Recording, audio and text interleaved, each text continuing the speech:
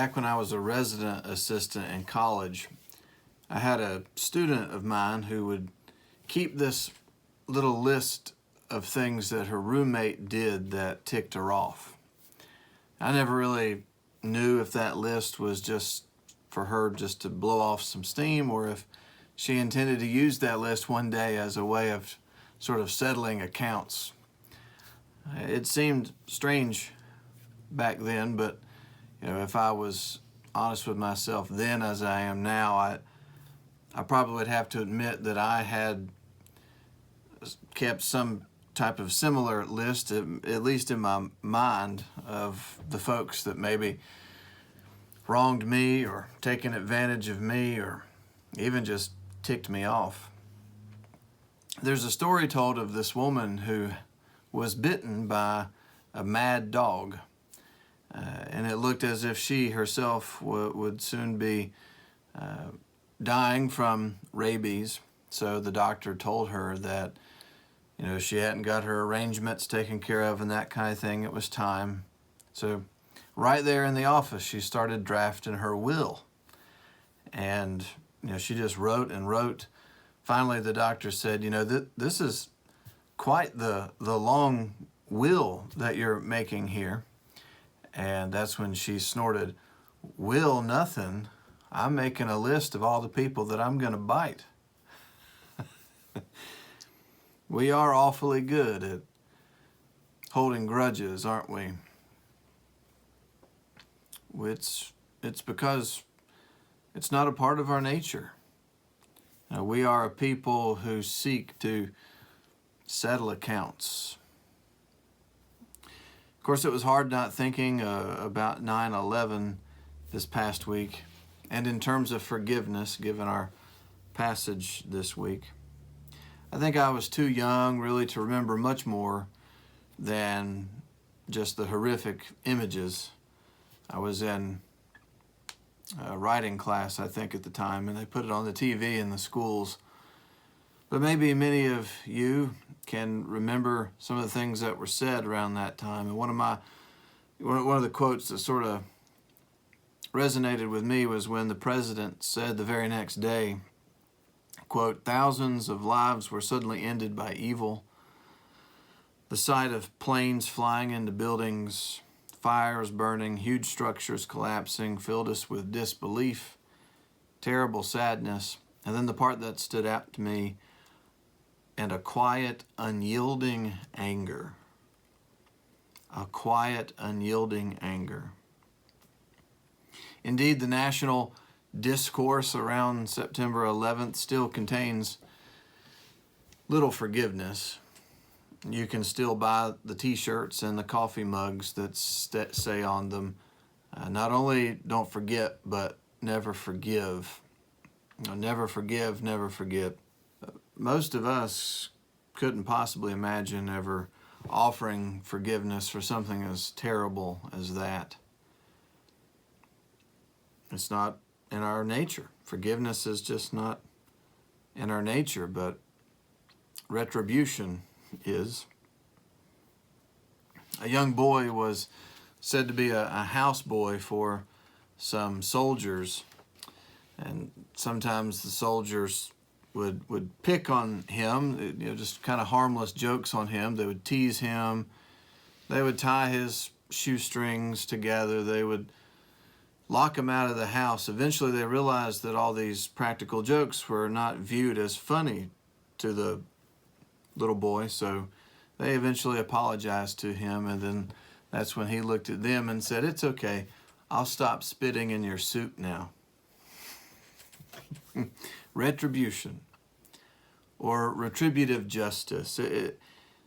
It's even tastier than simply withholding forgiveness, and it's a tasty meal even for Christian folks. I guess it would have been the grand display of retributive justice in 2011 when Osama bin Laden was assassinated, an event that was met stateside with cheering and the waving of flags and celebration. It was quite the day for a lot of folks. And I was just curious, so I looked it up. Of course, the number for this changes all the time, but back in 2011, I found that about 80% of Americans at least called themselves Christians. Now, I don't know about church attendance and all that kind of thing, but about 80% of folks in the country would identify themselves in some way as being affiliated with Christianity. So no doubt that many of those celebrating in the streets on the day of his assassination, on that Sunday night, had attended church earlier that day in the morning, where if they were listening, would have heard a sermon on the lectionary text that day from John chapter 20 about the importance of forgiveness. When it comes to 9/11, anger and revenge take the day. And that's, I guess, understandable. But it takes today even for many Christians. The churches were packed in the weeks after 9/11. Folks needed a place to mourn and grieve and pray and try to make sense of all of it. And I don't remember this, but apparently, it only lasted a couple weeks. It wasn't long until people just went back to their same old routines and slid right back into that quiet, unyielding anger, no doubt. Now, anger and revenge take the day when it comes to a lot of other things. I'd be afraid, to know what we might do if given just 5 minutes alone in a room with that guy who cut us off in the parking lot, or that woman who broke in line.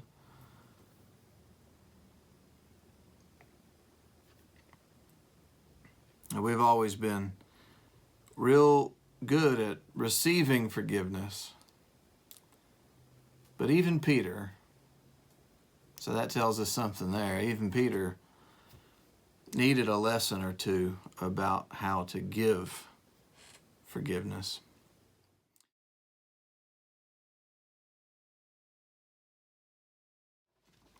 It is so ironic, isn't it, that it's Peter who lowballs it, who gives that low cap on the number of times he should forgive, because it's Peter who's going to need a great deal of forgiveness from Jesus.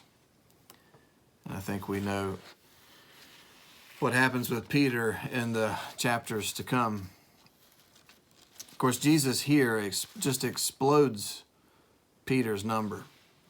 Not 7 times, but 77 times. I think some translations say 70 times 7.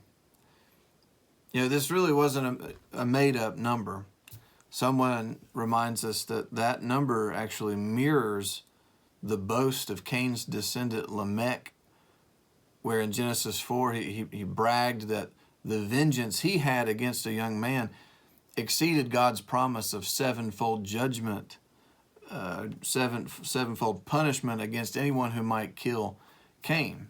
So what Jesus is doing here is he's calling his disciples to participate in the undoing of the curse of Cain and Lamech that has kept their offspring in this vicious cycle of violence and retribution down through the generations, arguably even to this very day.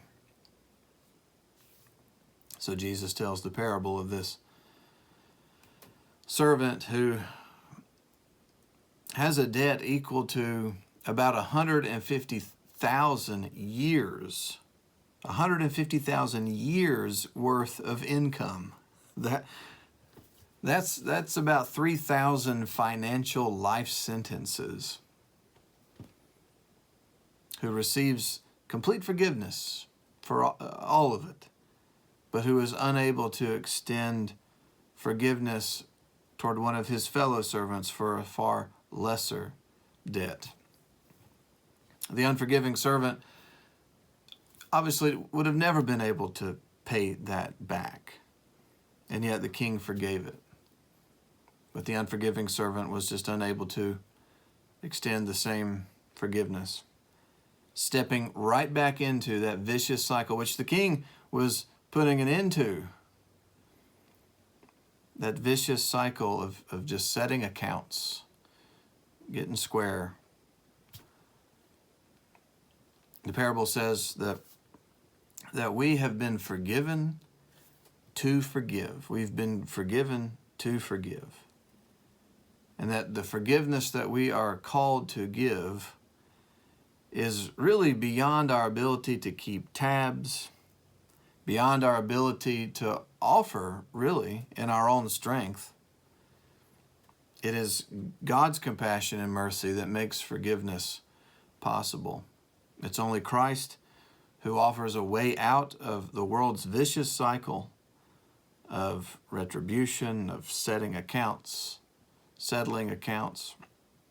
It's only through Christ that we can forgive from the heart. Forgiveness is just not a part of our nature. But the good news is that it is a part of God's nature. One preacher put it very well when he said on a Friday afternoon, after we had stripped him of his dignity, after his friends had forsaken him and fled, including Peter, after the soldiers had spit upon him and whipped him, after the trial, everything was done according to the law. We dragged him up a hill, nailed his hands and feet, and crucified him. And as he hung there, bleeding to death, he looked down at us, and this king said, "Father, forgive them." He looked down at you, and this king said, "Father, forgive him. Father, forgive her." The system of wealth in the day of that king and servant was very much like a pyramid, I guess. So when the king forgave the unforgiving servant, he was effectively forgiving all those down the stream too. But the unforgiving servant treats his own forgiveness as a license to settle accounts with those under him, transforming that merciful king into a vengeful judge, bringing judgment upon himself. The good news is that Christ is not a vengeful judge. He's a gracious king who does not dwell upon your past or mine. Forgiveness is about the future. Really, that's the whole point of forgiveness, to stop the vicious cycle of letting the past control the future.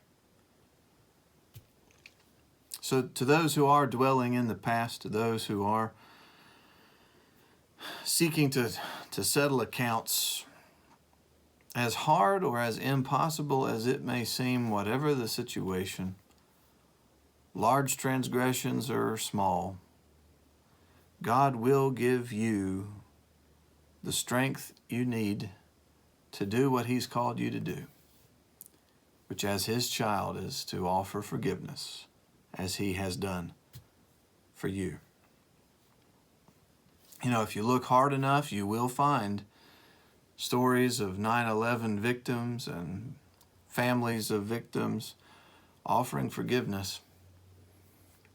If you look hard enough, you will find even an unlikely friendship between the mom of a victim that day and the mom of one of the terrorists